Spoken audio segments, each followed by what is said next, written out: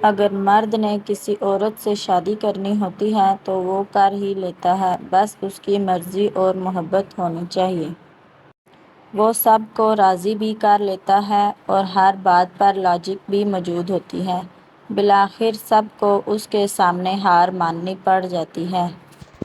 اس لیے عقل کہتی ہے کہ مرد مجبور نہیں ہوتا۔ مرد کی خوشی صرف پیدائش پر منائی جاتی ہے، باقی ساری زندگی وہ دوسروں کو خوش کرنے میں گزار دیتا ہے، پہلے ماں باپ اور پھر بیوی بچے۔ مرد کی محبت عورت کی محبت سے زیادہ شدید ہوتی ہے، بشرط یہ کہ وہ سچی محبت ہو۔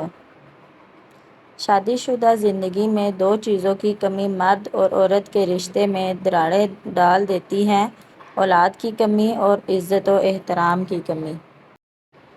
ایک عورت کا رونا عام سی بات ہے، مگر جب ایک مرد روتا ہے تو ایک عورت سے 10 گنا زیادہ ذہنی تکلیف سے گزر رہا ہوتا ہے۔